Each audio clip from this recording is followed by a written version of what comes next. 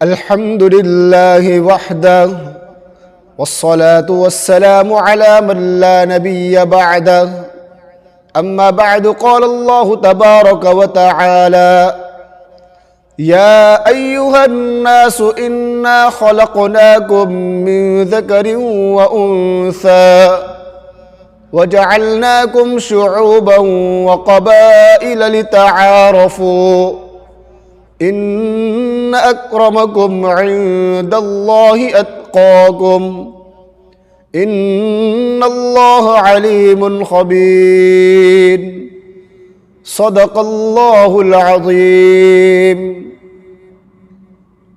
کسی شاعر نے کیا ہی خوب کہا ہے، کوئی کہانی نہ فسانہ اچھا لگتا ہے، کوئی کہانی نہ فسانہ اچھا لگتا ہے، فقط ہندوستان کا ترانہ اچھا لگتا ہے۔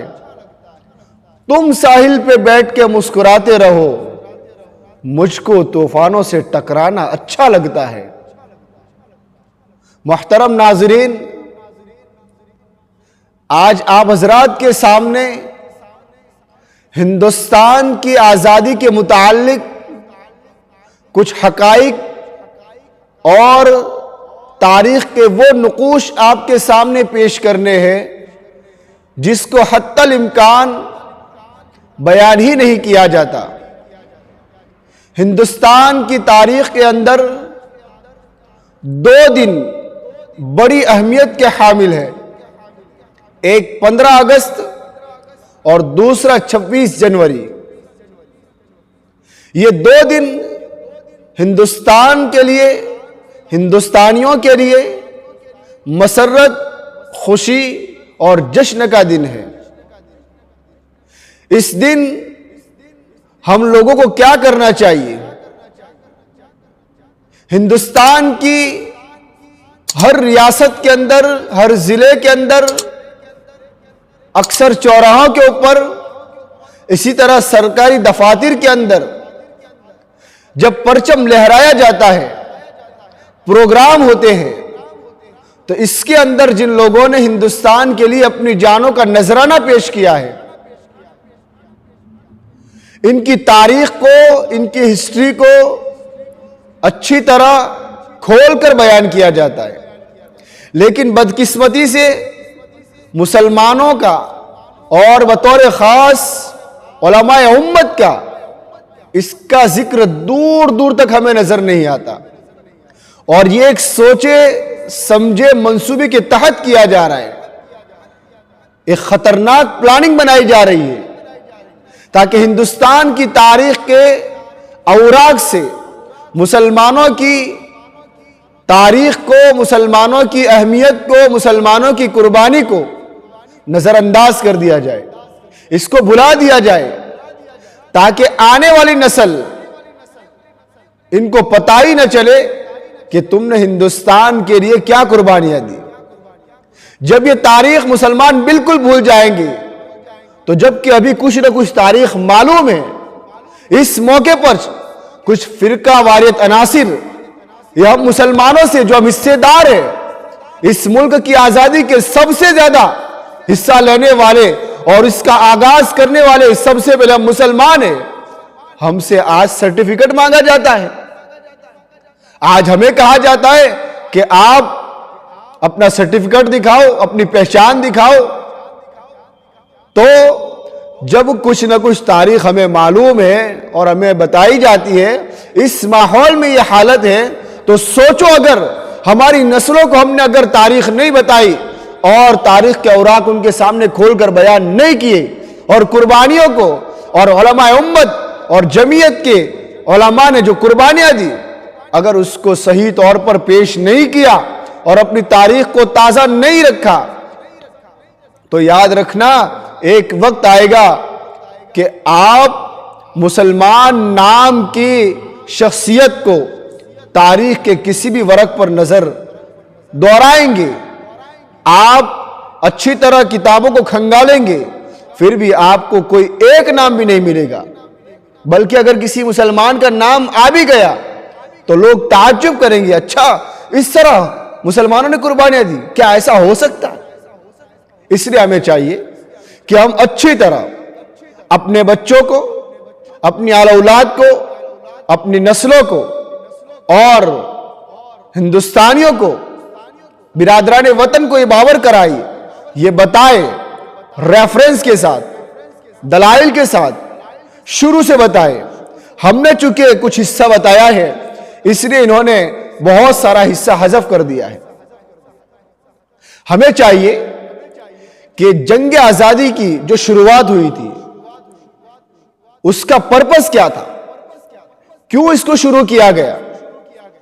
یاد رکھنا، ہندوستان غلام نہیں تھا، ہندوستان ایک آزاد ملک تھا، اور ویسے بھی اللہ جل شانہ نے، خدا نے، ایشور نے ہر انسان کو آزاد پیدا کیا ہے۔ انسان کو فطری طور پر، نیچرلی طور پر آزاد پیدا کیا ہے۔ اس لیے انسان آزاد گھومنا یہ پسند کرتا ہے، آزاد رہنا، آزاد اٹھنا بیٹھنا اس کو زیادہ محبوب ہے۔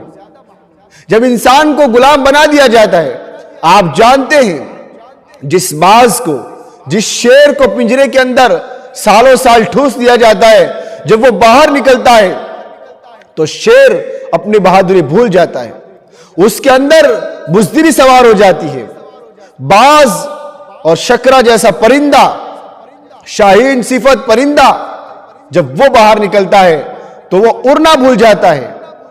جو شاہین، جو باز آسمانوں سے باتیں کرتا ہے، ایسی اڑان بڑھتا ہے، جب وہ سالوں سال کے بعد قید سے رہا ہوتا ہے تو اپنا اڑنا بھول جاتا ہے۔ اس لیے ہمیں اپنی تاریخ کو دہرانے کی، تازہ کرنے کی، اور انہی مواقع پر بطور خاص اس کو دہرانے کی بہت سخت ضرورت ہے۔ اور ہمیں کتابوں کا مطالعہ کرنا چاہیے۔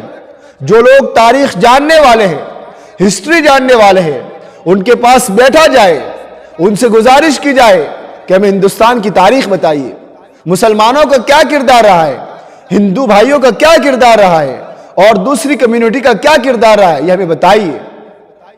جنہوں نے قربانی دی ہے، ہم پوری ایمانداری کے ساتھ، امانت داری کے ساتھ ان سب کا ذکر کریں گے۔ اسی لیے ہمیں چاہیے کہ ہم اپنی تاریخ کو اچھی طرح یاد کریں۔ جنگ آزادی کا آغاز اس طرح ہوتا ہے کہ جب بیانات شروع ہوتے ہیں، پروگرام شروع ہوتے ہیں، تو اس کے اندر 1857 جو پلاسی کی جنگ سے شروع ہوتی ہے، وہاں سے بات کو شروع کیا جاتا ہے۔ حالانکہ یہ بہت بڑی غلط بیانی ہے۔ ایک بہت بڑے 100 سالہ مہم، 100 سالہ قربانیوں اور 100 سالہ جد و جہد پر پانی پھیرنا اور ان پر پردہ ڈالنا مقصود ہے۔ آپ 1857 سے پہلے دیکھیے، ہسٹری اٹھا کر دیکھیے، آپ کو پتا چلے گا کہ جب 1599 کے اندر ایسٹ انڈیا کمپنی کی بنیاد رکھی گئی اور 24 ستمبر کو لندن کے 200 سے زائد تاجروں نے اور عمراء نے مل کر یہ طے کیا کہ ہم مشرقی ممالک سے تجارت کا آغاز کرتے ہیں۔ اس کے لیے 2 ڈیلیگیشن، 2 وفد، 2 جماعتیں تیار ہوئی۔ ایک قافلہ تجارت کی غرض سے مغربی ساحل گجرات کے مقام سورت پر آتا ہے، اور دوسرا قافلہ یہ بنگال کے ساحلی علاقے سے نکل کر واسکو ڈی گاما کی قیادت میں پرتگال کے ملاحوں کو لے کر یہ لوگ بنگال پہنچتے ہیں اور کالیکٹ میں اپنا اڈا جماتے ہیں۔ اب اس موقع کے اوپر وہ جہاں جہاں قیام کر رہے تھے، آپ کو اچھی طرح معلوم ہے کہ ہمارا ہندوستان، ہمارا خوبصورت ہندوستان، یہ سونے کی چڑیا کہا جاتا تھا۔ کیوں؟ چونکہ ہندوستان کے پاس تجارتی مراکز تھے، ہندوستان کے پاس سونے چاندی کے واقعی انبار تھے، ہندوستان کے پاس ہیرے جواہرات اور موتیوں کے انبار تھے، ہندوستان خود مختار حکومت تھی، ہندوستان کے پاس اپنے بہت سارے ہنر بنانے کی مشینری اور بہت سارے ایسے کام تھے جس سے لوگوں کو روزگار مل سکے۔ ایسی فیکٹریاں تھی جہاں پر کام کاج ہو سکے. اس لیے انہوں نے دیکھا کہ اب ہندوستان کو لوٹتے ہیں، لیکن طریقہ یہ اپنایا کہ تجارت کی غرض سے تجارت کا ٹائٹل لگا کر وہ لوگ ہندوستان کے اندر 1599 کے اندر یہ لوگ مشورہ کرتے ہیں اور ایسٹ انڈیا کمپنی کی بنیاد رکھتے ہیں. 30,000 پاؤنڈ کی لاگت سے اس کی بنیاد رکھی گئی، اور ان کے اس ناپاک منصوبے کو، ناپاک حرکات کو سب سے پہلے اگر کسی 2 شخصیتوں نے جانا ہے تو وہ شخصیت نمبر 1 سراج الدولہ ہے اور نمبر 2 حیدر علی، جو ٹیپو سلطان شہید کے والد محترم ہیں. ان 2 شخصیتوں نے اس چیز کو بھاپا اور انہوں نے اس مہم کا آغاز کیا. چنانچہ سراج الدولہ نے 1757 سے مہم کا آغاز شروع کر دیا. انہوں نے اندرون ملک، بیرون ملک خطوط لکھے، نوابوں کو، راجہ مہاراجوں کو، اسی طرح جو عمرا تھے، جو تجارت کے اندر بہت زیادہ ماہر تھے، ان لوگوں کو تیار کیا، ان کی ذہن سازی کی. کچھ لوگوں کو سمجھ میں آیا اور کچھ لوگ خوش فہمی کے اندر مبتلا رہے. تو 1757 میں، 1857 سے 100 سال پہلے کی بات کر رہا ہوں، کہ 1757 میں سراج الدولہ نے اس کا آغاز کیا. پھر اسی کے ساتھ 1776 کے اندر مجنو شاہ نے اس کو بھاپ لیا اور اس مہم کو آگے چلایا. 1780 تک انہوں نے اس بیڑے کو آگے بڑھایا. اسی طرح حیدر علی نے 1767 کے اندر اس کام کو آگے بڑھایا، اور پھر اس کے بعد ٹیپو سلطان شہید نے 1791 کے اندر اس کام کو آگے بڑھایا. ان کی تاریخ کیا ہے، ان شخصیتوں کی، وہ میں آگے بتانے جا رہا ہوں. لیکن پہلے مختصر طور پر ہم جان لیں کہ 1751 کے اندر ٹیپو سلطان شہید نے اس مہم کا آغاز مضبوطی کے ساتھ کیا، اور حضرت نے اپنی زندگی کے اندر اس چیز کو اپنا فرض منصبی سمجھا کہ ہم ہندوستان کے اندر اس سفید فاہم اور اس سامراجی حکومت کو بالکل قبول نہیں کریں گے. چنانچہ 1751 کے اندر حضرت نے باقاعدہ مہم کا آغاز کیا. اسی طرح بعد کے ادوار میں 1812 کے اندر مولانا شریعت اللہ نے اس مہم کو چلایا، اور پھر 1831 کے اندر حضرت مولانا سید احمد شہید اور ان کے دوست اور ان کے عزیز شاہ اسماعیل شہید رحمت اللہ علیہ نے بالاکوٹ کے اندر جانیں دی. یہ تو خیر ان کا مختصر تعارف ہو گیا. سراج الدولہ یہ پہلا آدمی تھا جنہوں نے ہندوستان کے اندر انگریزوں کے آنے کے جو خطرات تھے وہ بھاپ لیے، اور اس موقع پر سراج الدولہ کا جو وزیر تھا، جو مشیر تھا، جس کو لوگ میر جعفر کے نام سے جانتے ہیں، اس نے غداری کی، اس نے انگریزوں سے ہاتھ ملا لیا. یہ منافق قسم کا یہ میر جعفر، اس نے انگریزوں کے ساتھ اگر ملاقات نہ کی ہوتی، ان سے ہاتھ نہ ملایا ہوتا، تو شاید 1757 ہی کے اندر انگریز دم دبانے پر بھاگنے پر مجبور ہو جاتا. لیکن بدقسمتی سے ایسا نہیں ہوا. اس غدار وطن کی وجہ سے سراج الدولہ کو شکست فاش ہوئی، اور بہار، بنگال اور اودھ تک انگریزوں کی حکومت مستحکم ہو گئی، مضبوط ہو گئی. اس کے بعد دور آتا ہے حیدر علی کا اور ٹیپو سلطان شہید رحمت اللہ علیہ کا. یہ شیر میسور ان لوگوں نے دیکھا ابھی اس جنگ کے اندر صرف مسلمان ہی آگے ہیں، کوئی دوسرا، کوئی ہندو بھائی یا کوئی اور کمیونٹی کا اس کے اندر ابھی حصہ لینے کے لیے نہیں آیا. تو حیدر علی نے اس جنگ کو آگے بڑھایا، اور دکن کے فرما روا حیدر علی نے اپنے صاحبزادے ٹیپو سلطان شہید کو آگے بڑھایا، اور انگریزوں سے ٹیپو سلطان نے 4 جنگیں کی. سب سے پہلی جنگ جو ٹیپو سلطان شہید نے لڑی ہے 1782 کے اندر لڑی ہے۔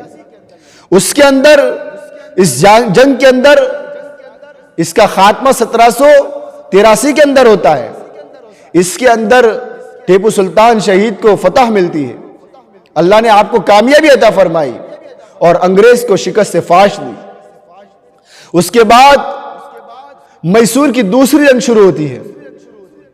اس دوسری جنگ کے اندر 1992 کے اندر انگریزوں نے وہ جو شکست ہوئی تھی اس کا بدلہ لینے کے لیے 1792 کے اندر انہوں نے کیا کیا؟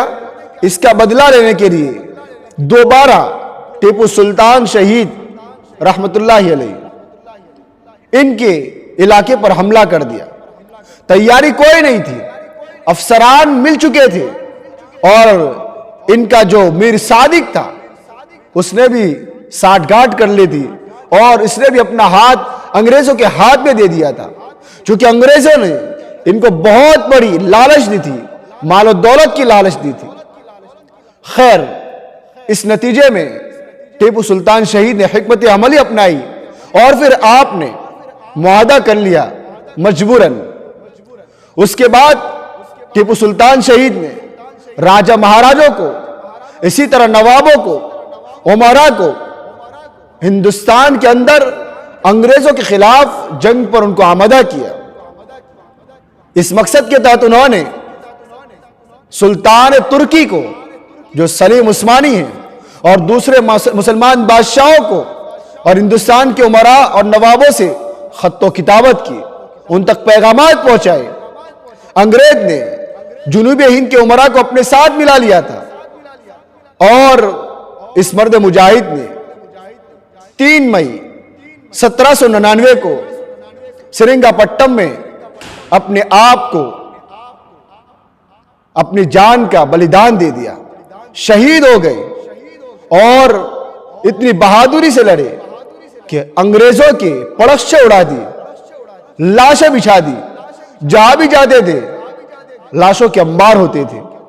ٹیپو سلطان شہید رحمت اللہ علیہ شیر میسور، ان کا ایک مقولہ ہر کس و ناکس، ہر چھوٹا بڑا اچھی طرح جانتا ہے۔ حضرت فرماتے تھے کہ گیدڑ کی 100 سالہ زندگی سے شیر کی ایک دن کی زندگی بہتر ہے۔ کیا فرماتے تھے؟ گیدڑ کی 100 سالہ زندگی سے شیر کی ایک دن کی زندگی بہتر ہے، افضل ہے، اچھی ہے۔ چنانچہ جب حضرت شہید ہو گئے تو آپ کی نعش کے پاس جنرل ہارس آتا ہے اور کھڑے ہو کر کہتا ہے، اپنے پاؤں کو زمین پر ٹھوک کر کہتا ہے کہ آج سے ہندوستان ہمارا ہے۔ اس سے پہلے کسی بھی جنرل کو، کسی بھی انگریز کے چمچے کو یہ کہنے کی جرات ہی نہیں تھی کہ ہندوستان ہمارا ہے۔ خیر، ٹیپو سلطان شہید 1799 کے اندر شہید ہو گئے۔ اس کے بعد جنگ آزادی کی یہ مہم رکی نہیں، آگے بڑھتی رہی۔ اس مہم کو آگے بڑھایا ہمارے علماء نے۔ اس میں پہلے نمبر پر نام آتا ہے شاہ ولی اللہ محدث دہلوی رحمت اللہ علیہ۔ حضرت کا اور حضرت کے خاندان کا ہندوستان پر اور بطور خاص مسلمانوں پر بہت سارے احسانات ہیں۔ ہم مسلمانوں سے کہتے ہیں اور علماء سے کہتے ہیں کہ حضرت کی زندگی کو پڑھیے، حضرت کی تقاریر کو، حضرت کے خط و کتاب کو پڑھیے اور لوگوں کو سمجھائیے۔ حجت اللہ البالغہ بہترین کتاب حضرت نے لکھی ہے۔ تو حضرت شاہ ولی اللہ محدث دہلوی رحمت اللہ علیہ نے دہلی پر قبضہ ہونے سے 50 برس پہلے اس جد و جہد کا آغاز کر دیا تھا۔ حضرت بھاپ گئے تھے کہ اب معاملہ کچھ گڑبڑ ہے۔ اس کے نتیجے میں آپ پر جان لیوا حملے بھی ہوئے، آپ کو نظر قید ہونا پڑا۔ انہوں نے اپنی تحریروں کے اندر، تقریروں کے اندر امت کو اور ہندوستانیوں کو باقاعدہ تیار کیا۔ آپ کی تحریروں کے اندر یہ بات ملتی ہے کہ تباہ حال شہر کے اندر درندہ صفت انسانوں کا آنا یہ انسانوں کے لیے سرطان کی حیثیت رکھتی ہے، کینسر کی بیماری ہے۔ اور انسان اس وقت تک صحت مند نہیں ہو سکتا جب تک کہ اس بیماری کو، ایک سرطان کو ختم نہ کر دیا جائے، اس کو باہر نہ پھینک دیا جائے۔ چنانچہ حضرت کے انتقال کے بعد حضرت کے بیٹے آپ کے سچے جانشی ہوئے شاہ عبدالعزیز محدث دہلوی رحمۃ اللہ علیہ میدان میں آئے۔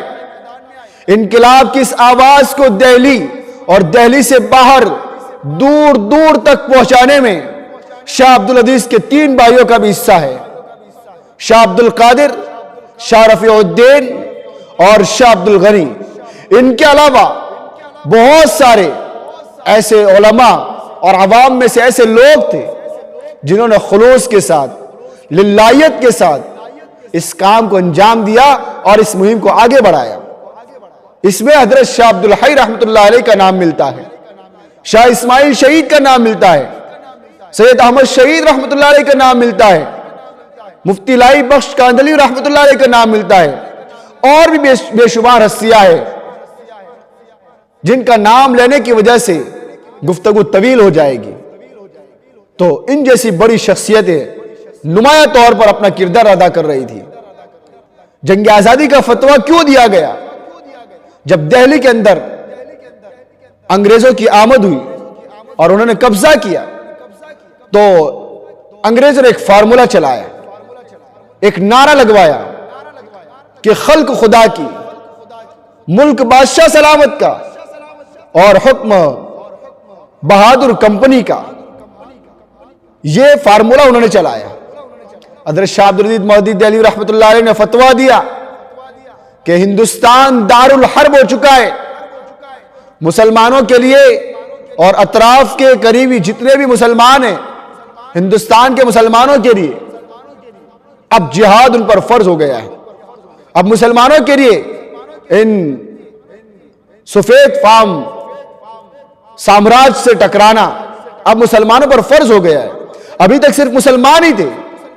چنانچہ حضرت نے فتویٰ دیا، اس کے نتیجے میں حضرت کی جائیداد کو ضبط کر لیا گیا، کیا کیا قربانیاں دی ہیں، اور 2 مرتبہ حضرت کو زہر دیا گیا۔ ایک مرتبہ تو حضرت کو چھپکلی کو مار کر اس کا خون آپ کی باڈی پر رگڑا گیا، جس کے نتیجے میں حضرت کی آنکھوں کی بینائی کمزور پڑ گئی اور حضرت کی آنکھیں متاثر ہو گئی، شہر بدر کر دیا گیا۔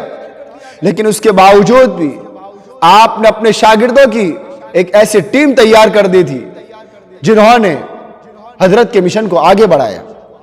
چنانچہ 1831 کے اندر تحریک بالاکوٹ وجود میں آئی۔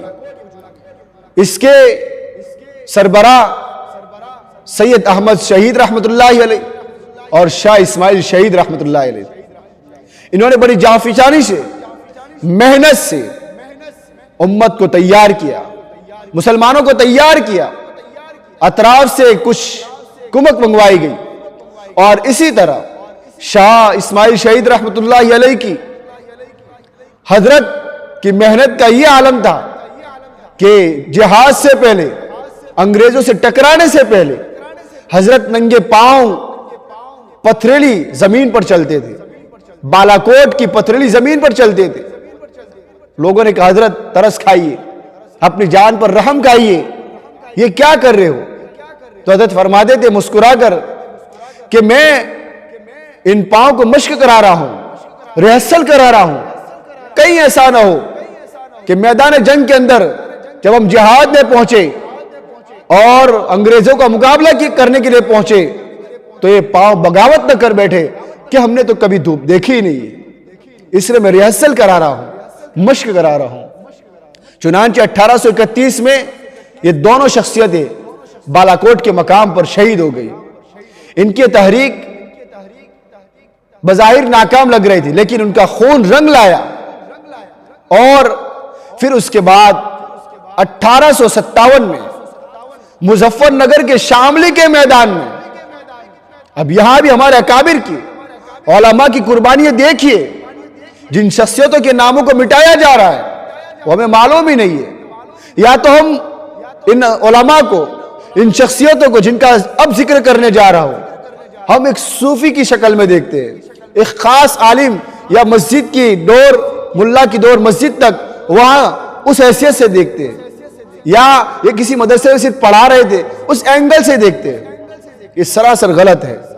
بلکہ جب شاملی کے میدان کے اندر، ضلع مظفر نگر کے اندر انگریزوں سے جنگ ہوئی، جس کے امیر حاجی امداد اللہ مہاجر مکی تھے اور اس کی قیادت کرنے والے حضرت مولانا رشید احمد گنگوئی رحمت اللہ علیہ تھے، حضرت مولانا قاسم نانوتوی رحمت اللہ علیہ تھے، اسی طرح مولانا منیر نانوتوی رحمت اللہ علیہ تھی. اس جنگ کے اندر حافظ ضامن شہید ہو گئے، اللہ ان کی قبر کو نور سے منور فرمائے. حضرت مولانا قاسم نانوتوی کو گولی لگی جس کی بدولت حضرت زخمی ہو گئے، اور حضرت مولانا رشید احمد گنگوئی کو گرفتار کر لیا گیا اور سہارنپور کی جیل کے اندر حضرت کو رکھا گیا. وہ تکالیف، وہ مصیبت دی گئی، ایسی کوٹری کے اندر حضرت کو بٹھایا گیا کہ نہ اچھی طرح بیٹھ سکتے تھے نہ اچھی طرح لیٹ سکتے تھے. اور یہ سزا انگریز اس لیے دیتے تھے کہ تم ہماری حکمرانی کو قبول کرو، ہمیں مان لو. اور پھر کیا ہوا؟ 6 ماہ کے بعد حضرت رہا ہوئے، اور مولانا رشید احمد گنگوئی جب رہا ہوئے بہت ساری تکالیف کو حضرت نے جھیلا. قید و بند کے اندر بہت سارا ٹارچر کیا گیا، اس کے باوجود بھی انہوں نے انگریزوں کے سامنے اپنے گھٹنے نہیں ٹیکے. 1857 سے 14 برس پہلے 2 لاکھ مسلمان آلریڈی شہید ہو چکے تھے، جن میں سے 51,500 صرف علماء کرام تھے، مدرسے کے طلباء تھے. کچھ علماء جو تھے کافی تعداد مکمل علماء کی تھی، کچھ تعداد طلباء کی تھی جو پڑھ رہے تھے، کچھ کا 1 سال باقی تھا، کچھ طلباء کے 2 سال باقی تھے. ایڈرو تھامس نے گواہی دی ہے کہ صرف دہلی کے اندر 500 علماء کو پھانسی دی گئی. خود انگریز کہتا ہے اور اس بات کی گواہی دیتا ہے کہ صرف دہلی کے اندر 500 علماء کو پھانسی دی گئی. اور اس کے نتیجے میں دہلی، کلکتہ، پٹنہ، بہار، بمبئی، امبالہ، الہ آباد، لکھنؤ، سہارنپور، شاملی، بلکہ ہر چپے چپے میں جہاں بھی جاتے تھے مسلمانوں کی داڑھی، ٹوپی، پگڑی اور کفن والی لاش نظر آتی تھی. درختوں کے اوپر مسلمانوں کی لاشیں نظر آتی تھی. جب یہ تحریک اور یہ مرحلہ تھوڑا مان پڑ گیا، اب پھر تحریک ریشمی رومال شروع ہوئی اور 1912 کے اندر اس تحریک کی بنیاد رکھی گئی. اس کے بانی حضرت شیخ الہند رحمت اللہ علیہ، حضرت مولانا محمود حسن دیوبندی رحمت اللہ علیہ. علی میاں رحمت اللہ علیہ فرماتے ہیں، ابو الحسن علی میاں ندوی رحمت اللہ علیہ، کہ ٹیپو سلطان شہید رحمت اللہ علیہ کے بعد انگریزوں کا ایسا سخت مخالف اگر کوئی پیدا ہوا تو وہ حضرت مولانا محمود حسن دیوبندی رحمت اللہ علیہ تھے، شیخ الاسلام تھے. اور آپ کے ساتھ آپ کے شاگرد رشید حضرت مولانا عبید اللہ سندھی رحمت اللہ علیہ نے آپ کا بہت ساتھ دیا. آپ نے دورے کیے، سفر کیے. پھر اس کے بعد 1917 کے اندر شیخ الہند اور ان کے ساتھیوں کو بحیرہ روم میں جزیرہ نما مالٹا کی جیل کے اندر ان کو قید میں ڈال دیا گیا. مولانا حسین احمد مدنی رحمت اللہ علیہ کو، مولانا عزیز گل پیشاوری رحمت اللہ علیہ کو، مولانا حکیم نصرت حسین کو، اسی طرح مولانا احمد وحید احمد کو، اور بہت سارے ایسے جو ان کے رفقا تھے، ان کے ساتھ دینے والے تھے، ان کو اس کے اندر ٹھوس دیا گیا. طرح طرح کی اذیتیں دی گئی، تکلیفیں دی گئی. اور آپ یقین مانیے یہ مالٹا کی جیل کے اندر ایسی ایسی تکلیفیں اور ایسی ایسی اذیتیں دی گئی جس کو اگر بیان کیا جائے تو رونگٹے کھڑے ہو جاتے ہیں. کلیجہ منہ کو آ جاتا ہے، ایسی تکالیف حضرت کو دی گئی، اور ایسے موقع پر بھی ان لوگوں نے قرآن پاک کی تلاوت کو نہیں چھوڑا، قول اللہ اور قول رسول کو نہیں چھوڑا، اور وہاں سے جب انگریز گزرتا تھا تو کہتا تھا کہ اب کچھ مزاج میں اور طبیعت میں سلامتی آئی کہ نہیں آئی؟ تو کہا کہ ہم اپنی جان کا نذرانہ پیش کر دیں گے، ظالم تجھ سے جو ہو سکتا ہے کر لے، ہم تیری حکومت کو تسلیم کرنے والے بالکل نہیں ہیں۔ چنانچہ اس کے بعد یہ لوگ جب رہا ہو کر آئے اور 1919 کے اندر جمعیت علماء ہند کی بنیاد پڑی، شیخ الہند کے انتقال کے بعد حضرت مولانا حسین احمد مدنی رحمۃ اللہ علیہ اس مشن کو لے کر آگے بڑھے۔ آپ مفتی کفایت اللہ کے انتقال کے بعد 1930 تک برابر جمعیت کے صدر رہے۔ حضرت کے بارے میں انگریز حکومت نے کئی بار پھانسی کے پھندے پر چڑھانے کا اعلان کیا۔ آپ دارالعلوم دیوبند کے شیخ الحدیث رہے، اس کی مسلط پر آپ فائز تھے۔ پھر آزادی کے بعد حضرت اصلاحی کام کے اندر مشغول ہو گئے، اور پھر تحریک خلافت اور ہندو مسلم ایکتا کا ایک بہت بڑا کارنامہ شروع ہوا۔ چنانچہ 1919 کے اندر جلیانوالہ باغ یہ سانحہ پیش آیا، جس کے اندر بہت سارے مسلمان، ہندو اور بہت سارے ایسے لوگ ہیں جن کے نام بھی نہیں ملتے ہیں۔ چونکہ خلافت اور ہندو مسلم ایکتا جب یہ تحریک شروع ہوئی، یہ چرور شروع ہوئی، تو ہندو مسلمانوں نے مل کر جلیانوالہ باغ کے اندر جو فائرنگ ہوئی اس میں کئی افراد نے اپنی جانیں گنوا دی۔ چندر شیکھر آزاد نے ایک ساتھ اکیلے لڑ کر تقریباً 15 انگریزوں کو موت کے گھاٹ اتار دیا۔ پھر آخر میں ایک گولی بچ گئی تو سوچا کہ میں انگریز کی گولی سے مر، اس سے بہتر اپنی گولی سے مر جاؤ، وہ اتنا بھی پسند نہیں کرتے تھے۔ چندر شیکھر آزاد یہ جھابوا ضلع کے رہنے والے ہیں، خود ان کے علاقے میں میرا جانا ہوا ہے، اور وہاں ان کے علاقے میں وہاں ان کے جو خاندان کے لوگ تھے، جو نسل در چلے آ رہے تھے، ان سے ملاقاتیں ہوئی، ان سے کچھ واقعات سننے میں آئے۔ تو ایک واقعہ ہمیں سنایا کہ چندر شیکھر آزاد جو ہے وہ اتنے بہادر تھے، وہ پہلے کھیت کے اندر کام کرتے تھے، لیکن چونکہ ان کے کچھ مسلم بھائی تھے، ان کے فرینڈ سرکل کے اندر دوست احباب میں 3 مسلمان بھائی تھے، یہ چاروں مل کر بیٹھتے تھے، بات چیت کرتے تھے۔ یہ مسلمان بھائی کیا کرتے تھے، ان کو وہ دہلی جا کر آئے تھے، تو وہاں پر جو آزادی کی جو لڑت شروع ہو چکی تھی اور وہاں جو فتویٰ صادر ہو چکا تھا، اس کے متعلق وہاں کے مسلمانوں کی اور علماء کی اور بہادری کے واقعات سناتے تھے۔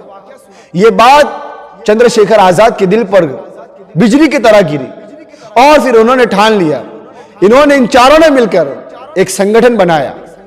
یہ بہت کم لوگ جانتے ہیں۔ انہوں نے کیا کیا، جہاں بھی انگریز نظر آتا تھا اس کو چپ چاپ ختم کر دیتے، اس کو مار دیتے تھے، اس کا مرڈر کر دیتے تھے۔ جہاں انگریز کی گاڑی نظر آتی تھی اس کو کھائی کے اندر گرا دیتے تھے۔ اسی طرح یہ لوگ مضبوط ہو گئے اور اتنے طاقتور بن گئے کہ کھلے عام انگریزوں کے سامنے پسٹول لے کر، گن لے کر چلے جاتے تھے اور ان کے سامنے اکیلے لڑتے تھے۔ تو ہندو مسلم ایکتا دیکھیے، چندر شیکھر آزاد اپنے مسلمان دوستوں کے ساتھ مل کر کام کر رہے تھے، اور ایک باغ کے اندر صرف ایک پھول ہو تو باغ اچھا نہیں لگتا ہے، اسی باغ کے اندر گلاب ہو، موگرا ہو، اسی طرح الگ الگ دوسرے چمیلی کے پھول پائے جاتے ہو تو باغ اچھا لگتا ہے۔ تو جب ہندو مسلم ایکتا یہ کام ہوا تو اس موقع کے اوپر پھر کیا ہوا، مسلمانوں نے اور ہندوؤں نے مل کر اس کام کو آگے بڑھایا۔ پھر کیا ہوا، 1931 کے اندر بھگت سنگھ کو اور سکھ دیو کو سزائے موت سنائی گئی۔ اچھا، عجیب بات یہ ہے کہ ہندو مسلم ایکتا اتنی مضبوط ہو گئی تھی کہ اس وقت آغا حیدر علی جو جج تھا، مسلمان تھا، اس سے کہا گیا کہ بھگت سنگھ کے بارے میں پھانسی کی سزا لکھو، تو انہوں نے پھانسی کی سزا لکھنے کو انکار کر دیا۔ اس کے نتیجے میں آغا حیدر علی کو اپنے منصب سے دستبردار ہونا پڑا اور اپنے اس منصب کو چھوڑنا پڑا، تیاگ کر دیا، چھوڑ دیا، لیکن بھگت سنگھ کے خلاف اپنے قلم کو نہیں چلایا۔ چنانچہ 1919 میں جلیانوالہ باغ یہ ثانیہ پیش آیا اور اس میں کئی افراد جاں بحق ہو گئے اور ملک کے لیے، ہندوستان کے لیے اپنی جان کا نذرانہ پیش کر دیا۔ اور حضرت مولانا حسین احمد مدنی رحمۃ اللہ علیہ، یہ شخصیت اتنی بڑی ہے کہ حضرت نے فتویٰ دیا تھا کہ انگریزوں کی فوج کے اندر بھرتی کرنا یہ حرام ہے۔ انگریزوں نے حضرت سے پوچھا کہ کیا آپ نے فتویٰ دیا ہے کہ انگریزوں کی فوج کے اندر بھرتی کرنا حرام ہے؟ حضرت نے فرمایا ہاں، یہ میں نے خود کہا ہے اور اب بھی یہی کہتا ہوں۔ اس موقع پر حضرت مولانا حسین احمد مدنی رحمۃ اللہ علیہ کے پاس ایک بہت بڑے عالم آئے اور انہوں نے آ کر کہا کہ حضرت تھوڑا نرمی کر لے اور اپنے فتوے کو بدل دے، اپنے بیان کو بدل دے۔ حضرت نے کہا کہ خدا کی قسم کھا کے کہتا ہوں کہ حسین احمد مدنی ہے، اگر فتویٰ بدل دیا تو ایمان بدل جائے گا۔ میں برادران وطن سے ان کو دعوت فکر دیتا ہوں کہ دیکھیں ہندوستان کی آزادی کے لیے حضرت مولانا حسین احمد مدنی رحمۃ اللہ علیہ نے جو فتویٰ دیا تھا، جس بات کو آپ نے لوگوں کے سامنے ریلیز کر دیا تھا کہ ہندوستان کے اندر مسلمانوں کے لیے، ہندوستانیوں کے لیے ان کی فوج میں بھرتی کرنا حرام ہے، اس پر قائم رہے اور کفن ساتھ میں رکھتے تھے۔ انگریز نے حضرت مولانا حسین احمد مدنی رحمۃ اللہ علیہ کو گولی مارنے کا حکم بھی دے دیا، آرڈر دے دیا۔ جب کراچی میں جلسہ ہو رہا تھا تو لوگ یہ سمجھ رہے تھے کہ حضرت تشریف نہیں لائیں گے کہ اچانک اس موقع پر حضرت مولانا حسین احمد مدنی رحمۃ اللہ علیہ کی انٹری ہوئی۔ وہ مرد مجاہد، وہ مرد کلندر کندھے پر کفن لے کر پہنچا تو انگریز کو بلبل اور گولیوں کو گل سے تشبیہ دیتے ہوئے ایک شعر پڑھا۔ حضرت نے بہت ہی پیارا اور خوبصورت شعر پڑھا، بہت ہی زبردست انداز میں حضرت نے طنز کیا کہ لیے پھرتی ہے بلبل چونچ میں گل، لیے پھرتی ہے بلبل چونچ میں گل، بلبل سے مراد انگریز اور گل سے مراد گولیاں۔ تو حضرت نے تشبیہ دی کہ لیے پھرتی ہے بلبل چونچ میں گل، شہید ناز کی تربت کہاں ہے۔ جب یہ شعر حضرت نے پڑھا تو کراچی کے اس جلسے کے اندر جتنے بھی افراد تھے سب نے بہت ہی اونچی آواز سے نعرہ لگایا اور تقریباً آدھے گھنٹے تک نعرہ تکبیر اور آزادی کے نعرے لگاتے رہے۔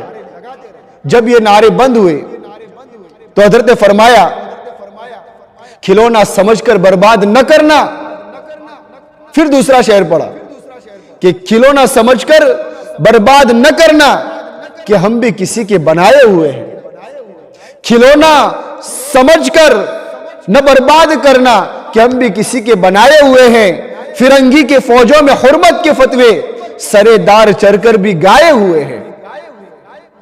شجر آزادی کو خون دے کے سینچا ہے، شجر آزادی کو خون دے کے سینچا ہے، پھل اس کے پکنے کو اب آئے ہیں۔ یہ حضرت نے شعر پڑھا۔ پھر اس کے بعد جب حضرت کو مالٹا کی جیل کے اندر اپنے استاد کے ساتھ پہنچایا گیا تو تقریباً 19 افرادوں کے نام خط کے اندر آئے کہ حضرت آپ کے خاندان کے 19 افراد دنیا سے رخصت فرما گئے۔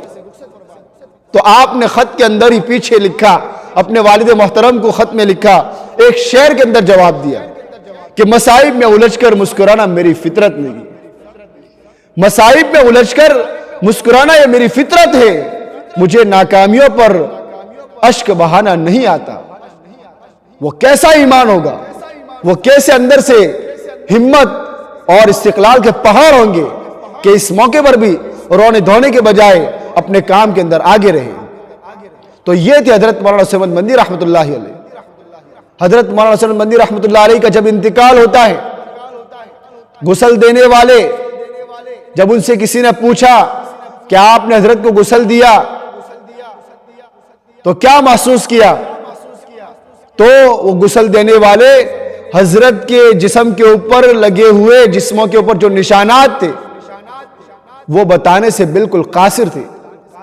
ان کی ہمت نہیں ہو رہی تھی، وہ نہیں چاہ رہے تھے کہ حضرت کے اس راز کو، اس کا افشا کیا جائے، اس کو لوگوں کے سامنے کھول کر بیان کیا جائے۔ چنانچہ جب بعد میں حضرت کے جسم کو بتایا گیا اور وہ منظر بتایا گیا کہ حضرت کے جسم کے اوپر گوشت نام کی کوئی چیز رہی نہیں تھی، انگاروں پر لٹاتے تھے، اور جو مسلمان پلاسی کی جنگ کے اندر اور اسی طرح شاملی کے میدان کے اندر جو لوگ پکڑے گئے تھے، ان لوگوں کو انہوں نے خنزیر کی چمڑیوں کے اندر لپیٹ کر انگاروں کے اوپر اور آگ کے اندر اور کھولتے ہوئے تیل کے اندر جھونس دیا تھا۔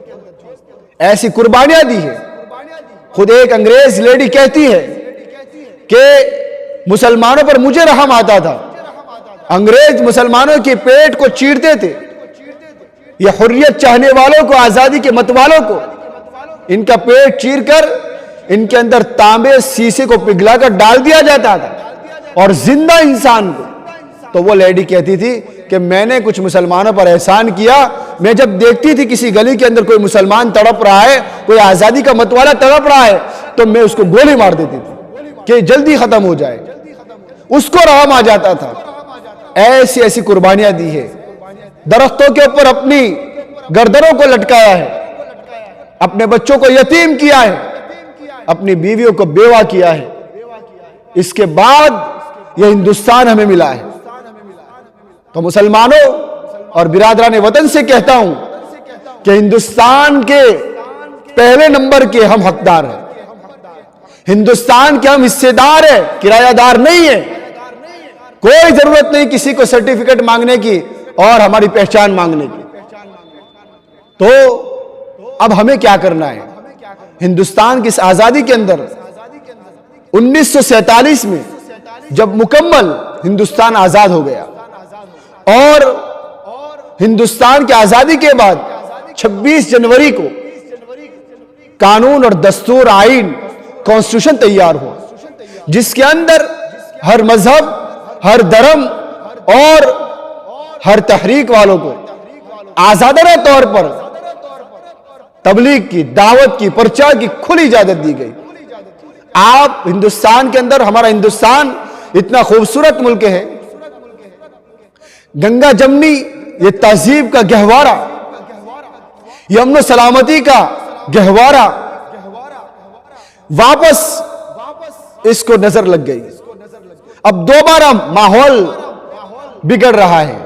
یہ کچھ عناصر ہیں جو ہندوستان کی سلامتی کے لیے خطرہ ہے۔